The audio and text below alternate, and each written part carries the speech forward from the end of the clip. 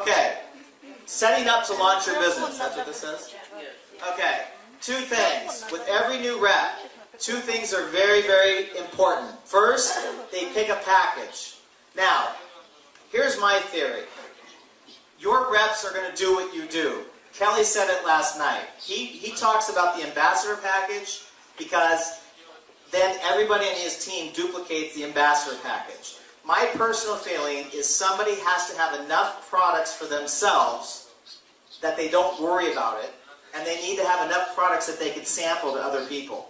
They need to have enough products to go. Let me give you a quick example. I was at home for Christmas in Iowa, and I had all the products in my suitcase. And what had happened was, my niece, who's 21 years old, came by and said, well, what's that? And I explained it was the Luminous mask.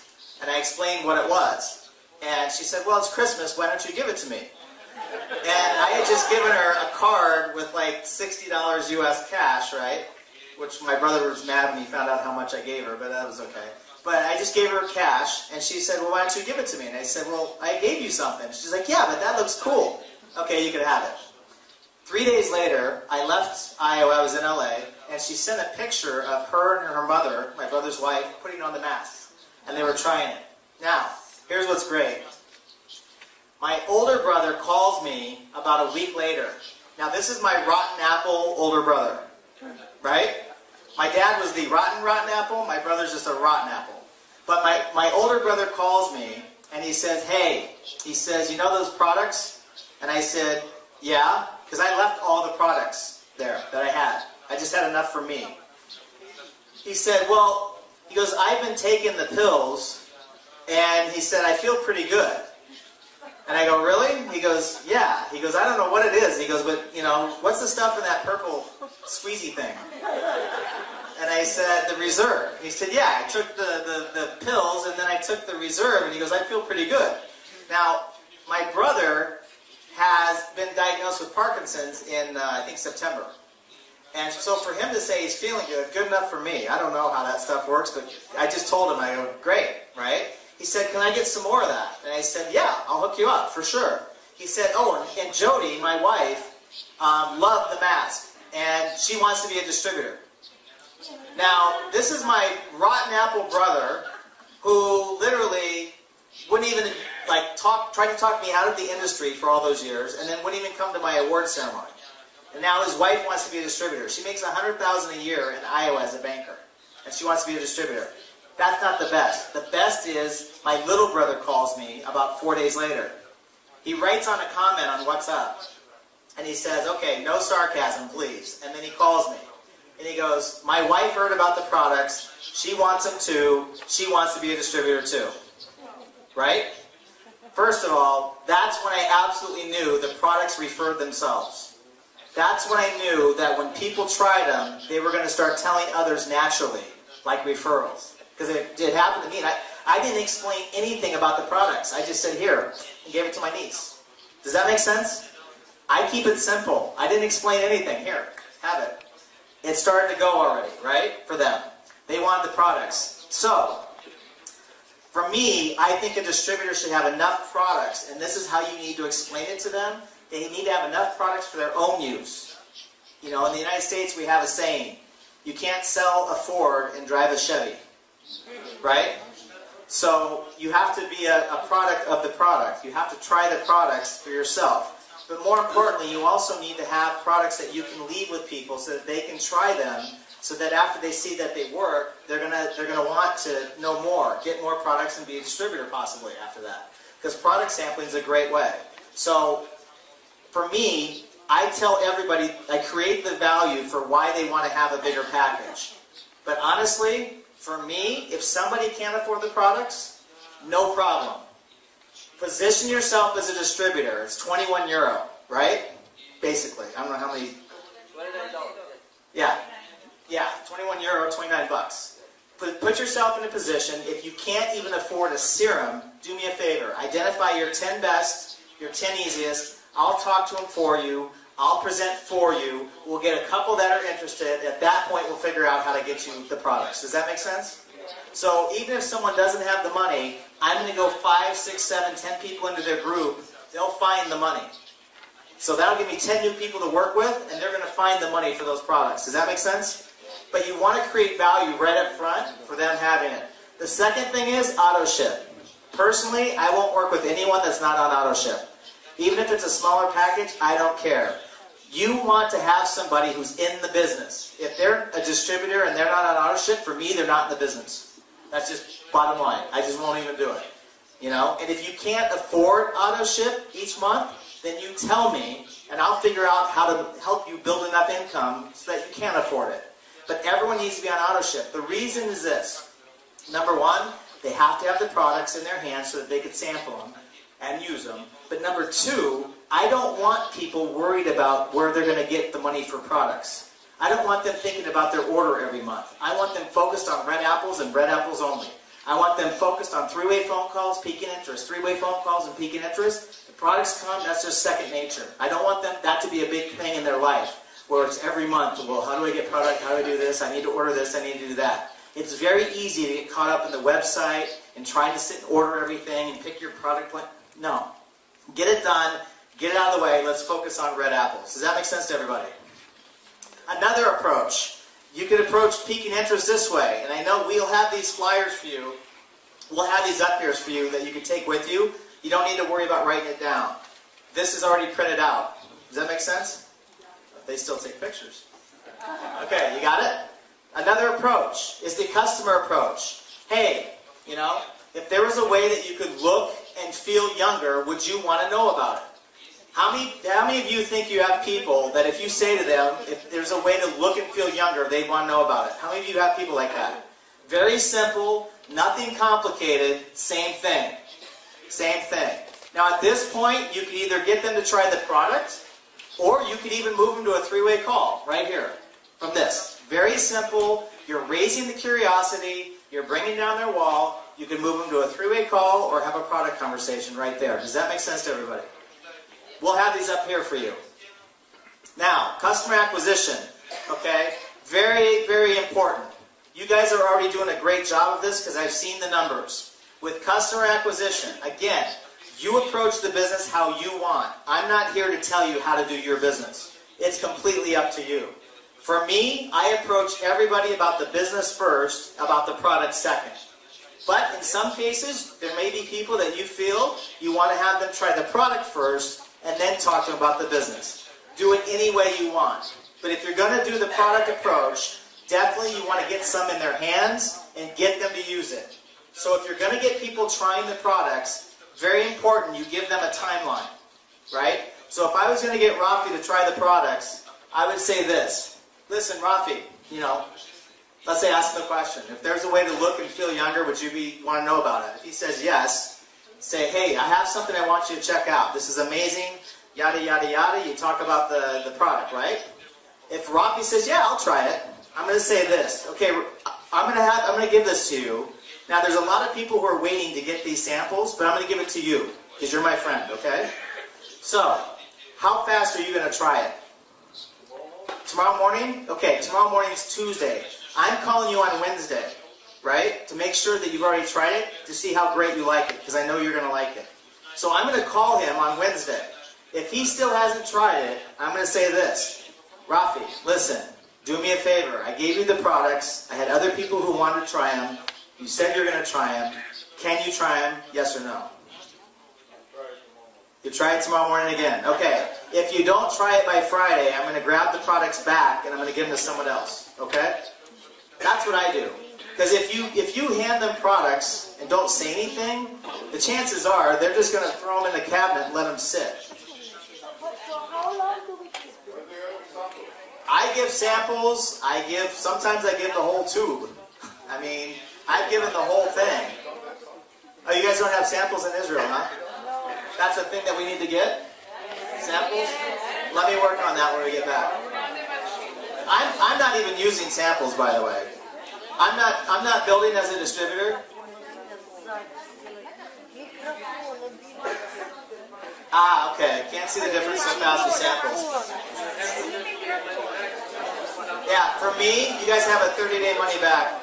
For me, you guys, I'm giving out the products. I mean, I want people to have the products in their hands. I want them to try the products, not once. I want them to try it 2, 3, 4 times. That's me, you know. But hey, that's just, you know, what do I know? Okay, now, one last thing on this. This was the other important thing. When you come to a meeting, you need to have the meeting before the meeting. Does that make sense to everybody? The most important time for you, the most important time in your meeting is not the actual presentation. It's what happens before the presentation. So when you come and you're outside of the meeting place, what you want to be doing is you want to be introducing people, your guests, to each other. Does that make sense? So if I know I have an upline like Victorine, or if I have an upline like Iran or any of the other key leaders, I'm going to definitely come over. If I have a certain personality or a certain business style, if I have somebody who's very full of life and passionate, I might say, listen, you need to meet Victorine. And I'll come up to Victorine and I'll say this. Victorine, this is my friend Sue, who I told you about. Or this is if I had told her, or if I hadn't, I'd just say, this is my friend Sue, this is Victorine. Now, I will have edified Victorine before. This is Victorine. She's one of the key leaders in Israel, extremely successful.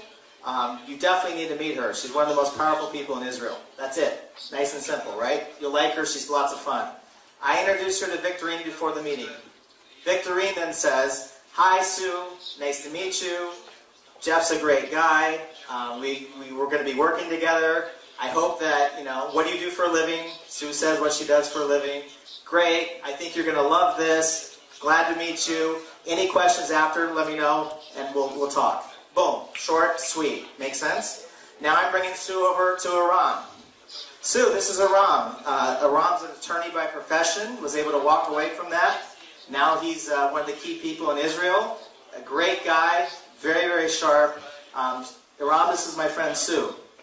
Hi, Sue. Nice to meet you. Jeff's a great guy. Like him a lot. Look forward to working with you. Is this your first time? Great. What do you do? Great.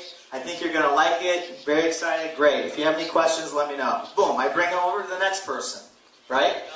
And I want to introduce, because each person that you do this with, you're bringing down their wall. Because each person, when they show up here, the first thing they're doing is they're doing this. Who are these people? What am I doing here? Why are they so happy? Right? Especially you guys. Right? You guys are like, woo! Right? People are like, what? So they have their wall up. They have their wall up. Our job, again, is just to bring down their wall. So we want to bring down their wall before the meeting. So when they come in, they're already more comfortable. And you'll see, when people come into a meeting, they're going to be looking around. And the question they're asking themselves is, do I belong here? Do I belong here? Is what they're going to be asking themselves. Right? And they're just making judgments. You know how human beings are. We all judge everything. So they're looking around, judging everybody. Look at this person, look at that, how they dress, what they say, how they act, what's this, what's that, what's that, what's that, it's like non-stop. Millions of judgments right away. All we want to do is try to get them comfortable before they come in and just introduce them to some people. If you have an attorney, introduce them to an attorney. If you have a business person, introduce them to a business person. Somebody who you think personality might match. But it really doesn't matter. Just introduce them to people and let the people say hi to start to make them feel comfortable. Does that make sense? If you do that, you have a huge success rate in the presentation for people listening. By the way, the three-way phone call, the edification, I forgot to tell you. If you use a third-party expert and you do it the right way, you have a 90% success rate that they're going to want to look at the business. If you don't use three-way calls and you try to explain it yourself, you have about an 8 to 10% success rate of them looking at the business. Yeah, so it's, just saying, what would you rather have, 8 or 10 or 90? Same thing. You introduce people outside before the meeting, you're going to have a higher success rate of people listening. Also, when you come in, very important, bring a notepad and a pen. Bring a notepad and a pen when you come in, because you want to take notes. You want to take notes for 2 reasons. Number 1, until you are at the diamond level or until you've reached your financial goals, you need to learn. If you haven't hit your financial goals yet, you need to learn. And you know how many times I've heard apples in 20 years? You know how many times I've taught apples in 20 years? But you know what? Every time I hear about red apple, green apple, rotten apple, it reminds me. So the moment I start talking to somebody, if they start acting like anything other than a red apple, I'm like, oh yeah, red apple. Oh yeah, green apple, boom. You need to reinforce this constantly, over and over and over. Also, you need to learn some key things of how to explain the business. How many of you felt that I was able to explain things in a simple way, in some fashion? How many of you felt that way? Okay, so what you do is you take notes and you listen to some of the things that I say or some of the things that the other leaders will say, and you catch it so you can learn how to say it in a simple way, in a manner that will help you build your business. This business is a business. It's about what you say, when you say it, and how you say it. When you get these things down, what you say, when you say, how you say it, you cannot be stopped. Take notes. The other reason you want to take notes is if you're sitting forward and you're listening like it's the most important thing you've ever heard in your life, and you're taking notes, unconsciously, what's your guest thinking? This is important. I better listen. He's taking notes, she's taking notes, everybody's taking notes. Maybe I better take notes. You know what I mean? They're going to focus and listen a lot more. Now, during the presentation, when somebody is talking, you want to participate. But participate in a calm Israeli fashion. Okay? Not like, woo-woo! You know? You guys are great because you have so much energy. But if someone's asking you a question, you know, if you're going to raise your hand, raise your hand. If you're going to, you know, say yes, say yes. But that's where the talk has to stop. Just give the energy to the speaker while they're speaking. Because they draw energy off you.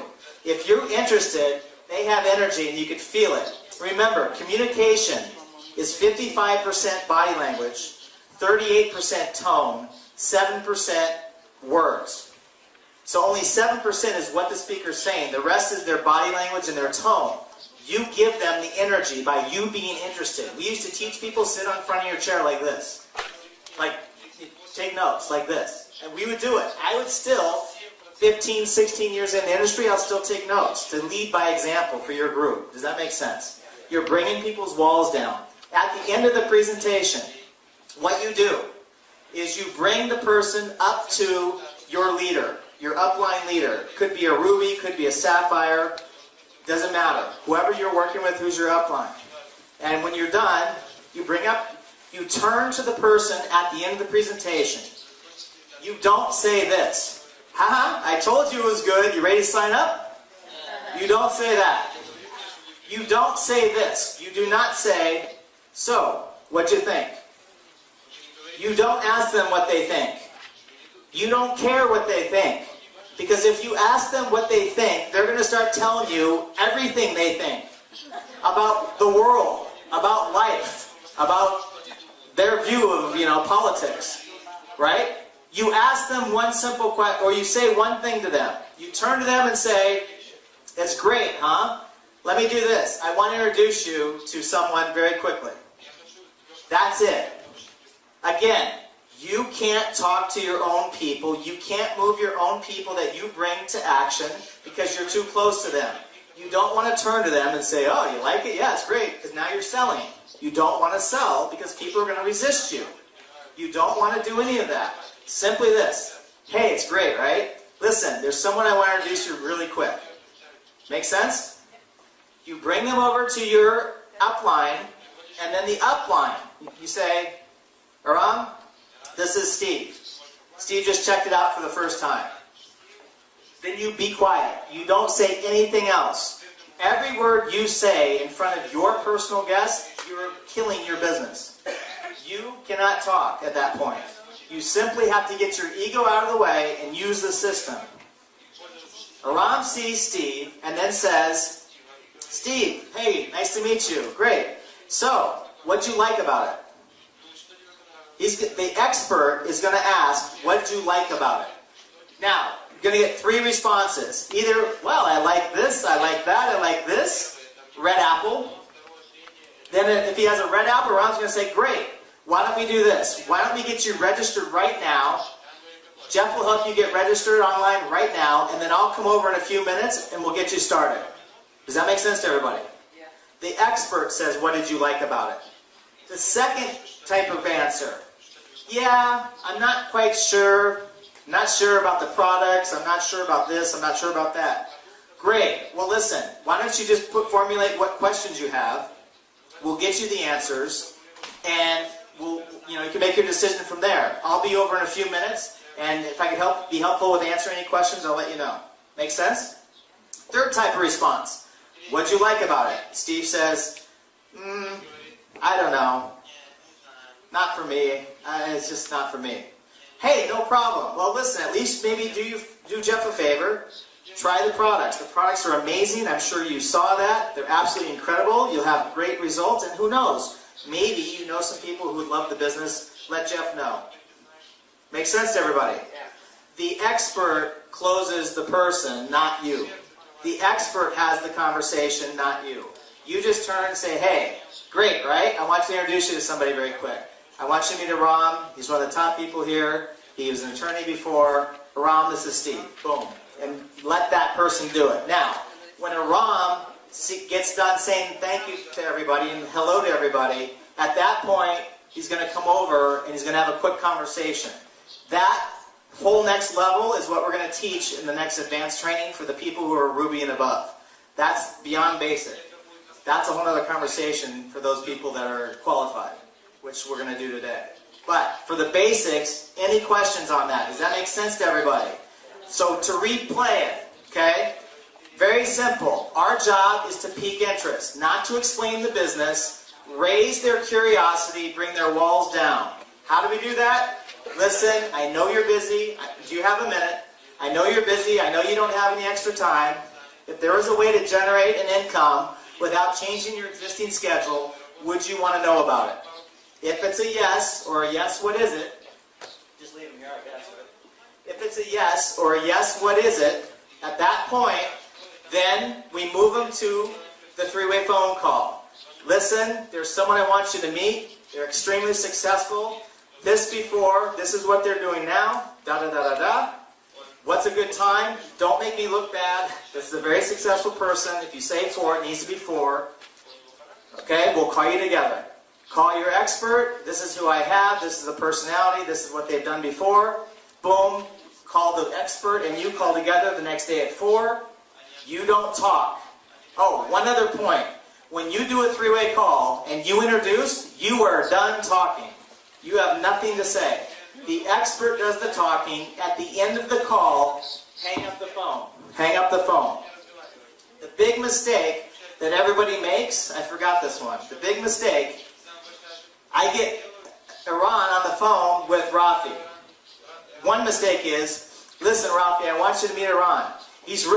Before he gets talked, well, I got to tell you, this is really incredible. He's going to tell you about this thing, but this is really exciting. I'm really excited that you're talking to him because I know you're going to do really well. I think you'll do really great. You guys will like each other. Okay, go ahead.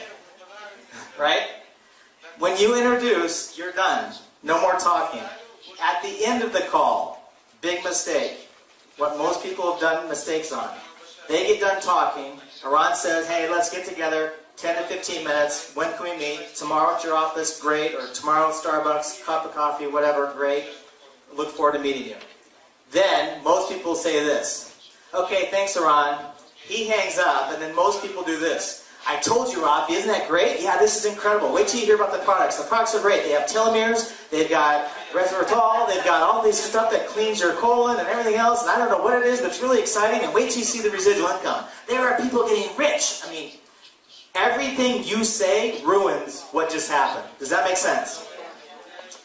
As soon as the expert hangs up, you hang up. If Rafi tries to call you back, you're not home. You're not answering. Right? That's it. You don't talk anymore. You don't see Rafi until tomorrow at 4 p.m.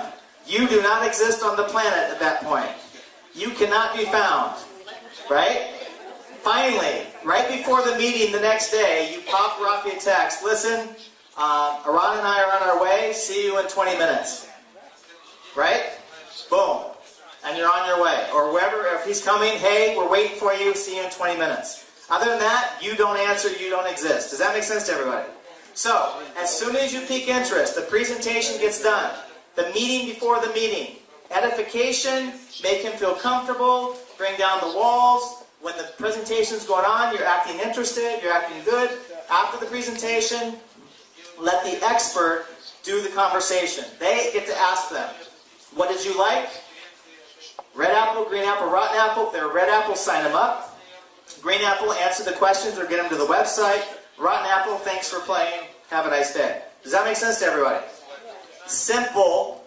Follow the structure, follow the system. Super simple. Don't overcomplicate it. The most I need to know about the products is 1 or 2 sentences about the products just to get people curious. That's all I need to know. I don't need to know everything else.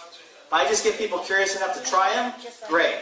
You don't need 20, 30, 50, 100 customers. Just get the customers you can get, but don't sit and spend the next 20 years trying to get, 100 customers. Spend the next 20 years finding red apples who see the business, who see the vision, who are going to go out and bring you tens of thousands of customers. Does that make sense to everybody? Okay, listen, I appreciate everybody's time very, very much.